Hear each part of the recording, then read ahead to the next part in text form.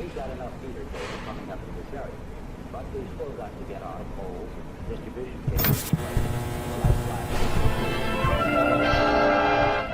Welcome to Disneyland, USA. This was all a Disney dream a dozen years ago, a far-out project that was totally unproved. Today, 60 million people have come here from every state in America and from almost every nation around the world. In Town Square on Main Street, many have paused to read the dedication plaque that symbolizes the warm and friendly spirit of Walt Disney's Magic Kingdom. To all who come to this happy place, welcome. Disneyland is your land. Here, age relives fond memories of the past. And here, youth may savor the challenge and promise of the future. Disneyland is dedicated to the ideals, the dreams, and the hard facts that have created America, with the hope that it will be a source of joy and inspiration to all the world. Disneyland grew out of Walt Disney's own feeling that an amusement park should offer more to the entire family. Here was no mere amusement park. Here was a whole new concept in entertainment, where parents and children could have fun together. The touchstone of Disneyland's success has been its concern for people, a wholehearted dedication to the happiness of the people who visit here. Today, Disneyland has established standards of performance unsurpassed in all the world. Yet in the planning and building, there were no standards to follow. Whatever worked became the code. Whatever failed to meet the public need was changed, replaced by a better idea. People and vehicles are constantly in motion at Disneyland. Here, people travel aboard almost every method of transportation man has ever designed. Provocative new ideas, like the first monorail system in the Western Hemisphere, have demonstrated their potential in this practical proving ground. Disneyland vehicles have carried 340 million passengers in comfort and speed, and have traveled more than 19 million miles in unequaled safety. To plan Disneyland, Walt Disney long ago established a design organization called WED Enterprises. Today, the staff at WED includes designers, architects, and engineers skilled in the Disney way, and also fine craftsmen and technicians skilled in the arts of the space age.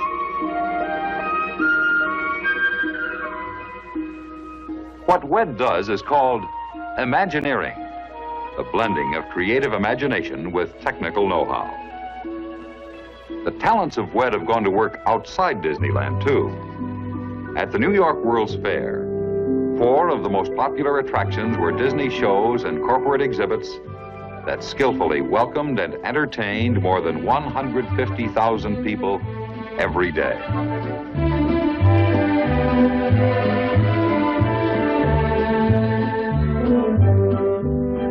Tribute to the achievements of the Disney design staff has been paid by many highly respected planners and builders.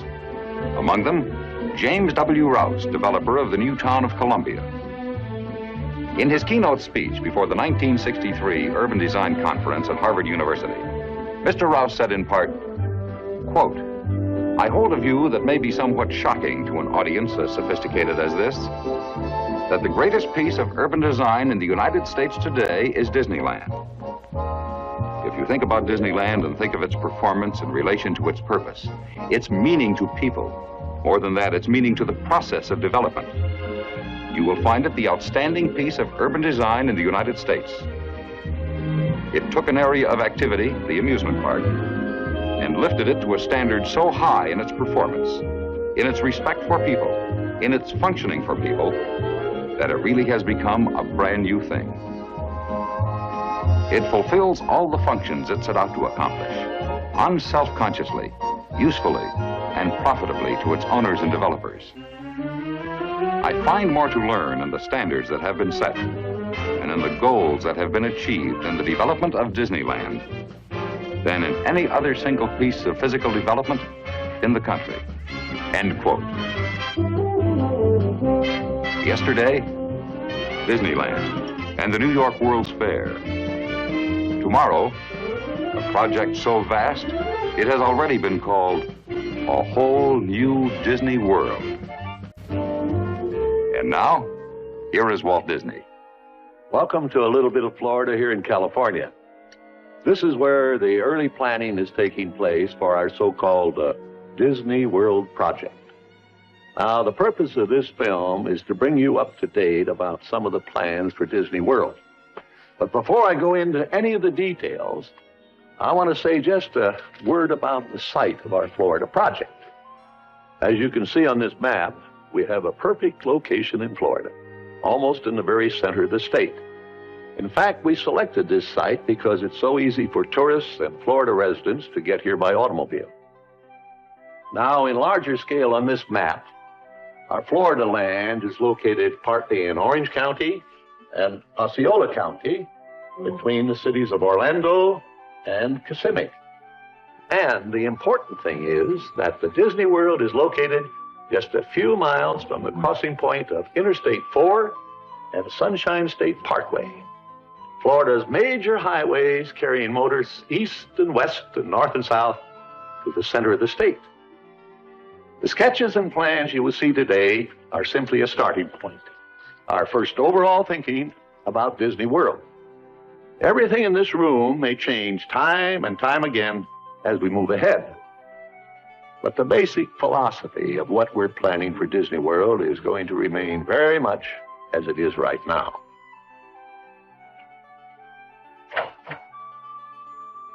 We know what our goals are. We know what we hope to accomplish. And believe me, it's the most exciting and challenging assignment we've ever tackled at Walt Disney Productions. Today, I want to share with you some of our ideas for Disney World. Now, the prologue to this film told you some of the philosophy that made Disneyland in California what it is today. Of course, there will be another amusement theme park in Florida, similar to the one in California.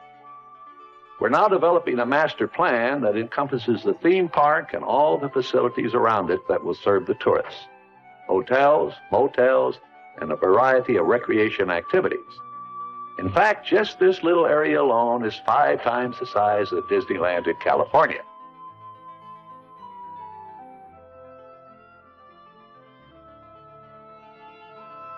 But as you can see on this master plan, the theme park and all the other tourist facilities fill just one small area of our enormous Florida project. According to this scale, I am 6 miles tall. Now that's 12 miles from here up to here, and the whole area encompasses 27,400 acres. That is 43 square miles, twice the size of the island of Manhattan. Now, the area we propose to develop is between the Reedy Creek Swamp and the Bonnet Creek Swamp. So one thing we don't need is a fence to protect us from trespassers. Here in Florida, we have something special we never enjoyed at Disneyland, the blessing of size. There's enough land here to hold all the ideas and plans we could possibly imagine. Right now, our plans include an airport of the future down here in Osceola County, an entrance complex where all visitors will enter Disney World, an industrial park area covering about 1,000 acres, and of course, the theme park area way up here. And all these varied activities around the Disney World will be tied together by a high-speed, rapid transit system running almost the full length of the property.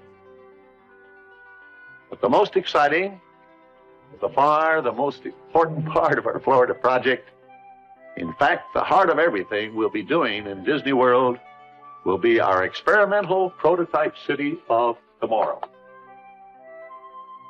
We call it EPCOT, spelled E-P-C-O-T, Experimental Prototype Community of Tomorrow. Here it is in larger scale.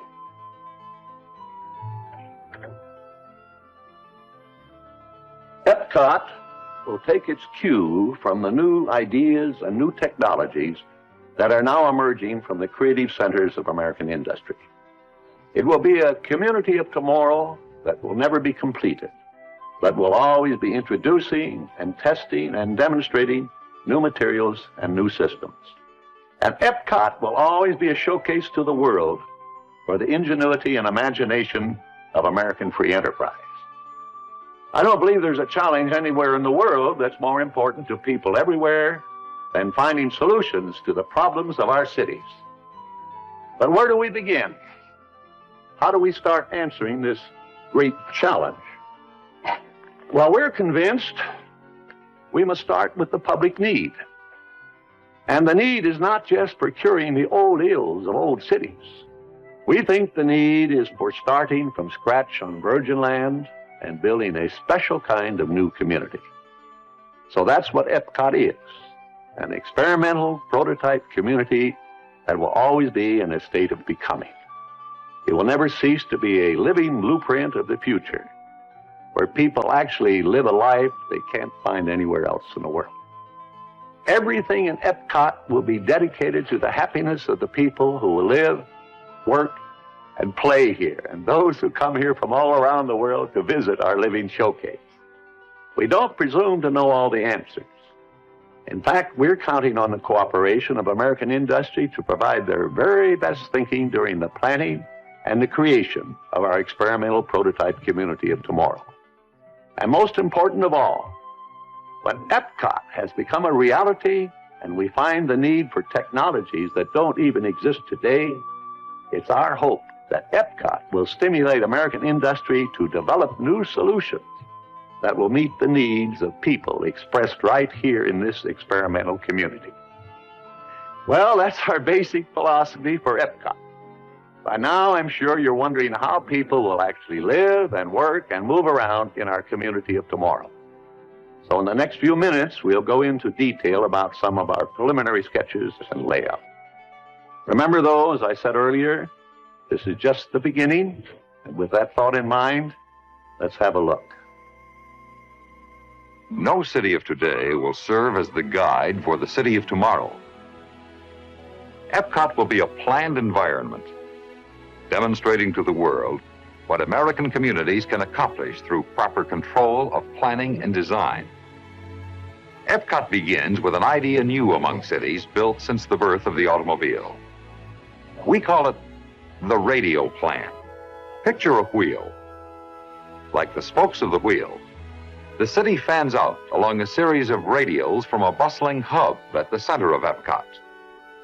A network of transportation systems radiate from the central hub, carrying people to and from the heart of the city. These transportation systems circulate to and through 4 primary spheres of activity surrounding the central core. First, the area of business and commerce. Next, the high-density apartment housing. Then the broad green belt and recreation lands. And finally, the low-density neighborhood residential streets. EPCOT's dynamic urban center will offer the excitement and variety of activities found only in metropolitan cities: cultural, social, business, and entertainment. Among its major features will be a cosmopolitan hotel and convention center, towering 30 or more stories. Shopping areas, where stores and whole streets recreate the character and adventure of places round the world. Theaters for dramatic and musical productions. Restaurants, and a variety of nightlife attractions. And a wide range of office buildings, some containing services required by EPCOT's residents, but most of them designed especially to suit the local and regional needs of major corporations. But most important, this entire 50 acres of city streets and buildings will be completely enclosed. In this climate-controlled environment, shoppers and theater goers and people just out for a stroll will enjoy ideal weather conditions, protected day and night from rain, heat and cold, and humidity. Here the pedestrian will be king, free to walk and browse without fear of motorized vehicles. Only electric-powered vehicles will travel above the streets of EPCOT's Central City. This towering hotel is the visual center of EPCOT, the shining jewel at the center of the city. It will offer tourists and vacationers not only the most modern guest rooms and convention facilities, but also a 7-acre recreation deck located high above the pedestrian and shopping areas of the city. But hidden from view, directly beneath the hotel, is another kind of vital center, EPCOT's transportation lobby. Although out of sight to hotel guests, this transportation terminal will play a key role in the city of tomorrow's ability to meet the needs of both visitor and resident. Two separate but interconnecting transit systems will move people into and out of EPCOT in speed, safety, and comfort through this central terminal. Both are electrically powered. The high-speed monorail for rapid transit over longer distances, and a concept new to the American city for shorter travel distances, the Wedway People Mover. Automobiles and trucks will not be barred from EPCOT. In fact, a vast armada of vehicles will continuously flow through the heart of the community, traveling below the pedestrian level on roadways reserved for specific types of vehicles. Let's look at another view of EPCOT's transportation hub and see how traffic flows through the heart of the city on 3 separate levels. At the bottom of the stack is the truck route, reserved for supply vehicles. Trucks will have easy access to all loading docks and service elevators for the delivery of commercial goods. The middle level is the automobile throughway, exclusively for cars. Adjacent to the roadway are parking areas for the convenience of hotel guests. For the motorist just driving through, no stoplight will ever slow the constant flow of traffic through the center of EPCOT. But automobiles and freeways will not be EPCOT's major way of entering and leaving the city.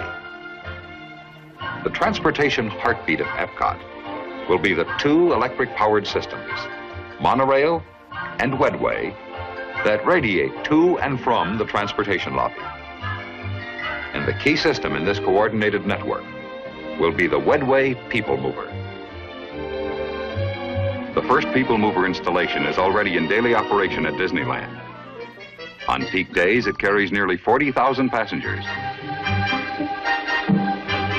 The cars you see here are approximately 5/8 scale, considerably smaller than full-size passenger cars would be for city use.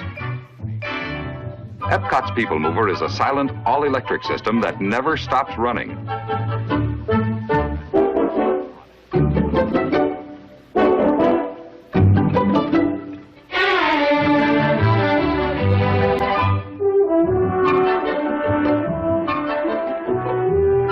These cars continue to move even while passengers are disembarking or stepping aboard.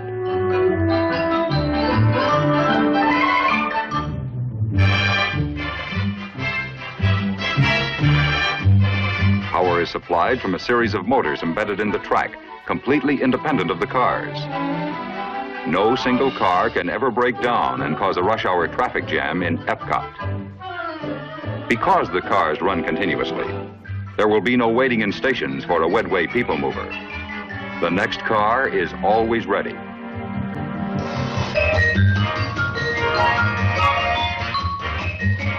Now let's go back to the transportation lobby and see how the Wedway will travel along one radial between the center of EPCOT and a typical residential area. Leaving the transportation lobby, the Wedway trains travel above the downtown streets. Within minutes, the Wedway passes through the first station. Many people who work in the offices and stores of EPCOT City Center board the Wedway here for their trip home. Some people leave the Wedway here too. They live in EPCOT's high-density apartments surrounding the Metropolitan Center. Most passengers who ride the Wedway live beyond the apartments and stay aboard the People Mover as it crosses EPCOT's sheltering greenbelt. EPCOT's greenbelt is more than just a broad expanse of beautiful lawns and walks and trees. Here, too, are the community's varied recreational facilities. Its playgrounds for children, its churches, and its schools. beyond the greenbelt are EPCOT's neighborhood areas of single-family homes. This is one radial neighborhood. Here and throughout the community, residents returning from work or shopping will disembark from the Wedway at stations located conveniently just a few steps from where they live. The homes are located in a wide green area that provides light recreation activities for adults and play areas for children. Circulating through this area are footpaths reserved for pedestrians, electric carts, and bicycles. Children going to and from schools and playgrounds will use these paths, always completely safe and separated from the automobile. The resident leaving home in his automobile will drive down a street reserved for motor vehicles. He then enters a one-way road that circles the city center. This road carries the motorist onto the main thruway connecting EPCOT with other points in Disney World and with Florida's nearby network of major highways. But most EPCOT residents will drive their automobiles only on weekend pleasure trips. From all over the community, residents going to their jobs converge by Wedway on the center city. Many work downtown in offices, stores, and shops. But most employees go beyond the city core to their jobs. From the transportation lobby, monorail trains carry employees either to the theme park or to EPCOT's 1,000-acre industrial park. At this central station in the industrial complex, passengers disembark from the monorail and again board Wedway cars that radiate to each facility. This industrial complex will provide employment for many people who live in EPCOT. But it will mean much more, not only for this community, but also for American industry. Here, the Disney staff will work with individual companies to create a showcase of industry at work. In attractive park-like settings, the 6 million people who visit Disney World each year will look behind the scenes at experimental prototype plants, research and development laboratories, and computer centers for major corporations. So this is EPCOT, the heart of Disney World. In other parts of the country, a community the size of this prototype could become part of an entire city complex composed of many such communities, planned and built a few miles apart. In Disney World, about 20,000 people will actually live in EPCOT. Their homes will be built in ways that permit ease of change so that new products may continuously be demonstrated. Their schools will welcome new ideas so that everyone who grows up in EPCOT will have skills in pace with today's world. EPCOT will be a working community with employment for all. And everyone who lives here will have a responsibility to help keep this community an exciting, living blueprint of the future. And now here again is Walt Disney. That's the starting point for our experimental prototype community of tomorrow. And now, where do we go from these preliminary plans and sketches? Well, a project like this is so vast in scope that no one company alone can make it a reality. But if we can bring together the technical know-how of American industry and the creative imagination of the Disney organization, I'm confident we can create right here in Disney World a showcase to the world of the American free enterprise system. I believe we can build a community that more people will talk about and come to look at than any other area in the world. And with your cooperation, I'm sure this experimental prototype community of tomorrow can influence the future of city living for generations to come. It's an exciting challenge, a once-in-a-lifetime opportunity for everyone who participates. Speaking for myself and the entire Disney organization, we're ready to go right now.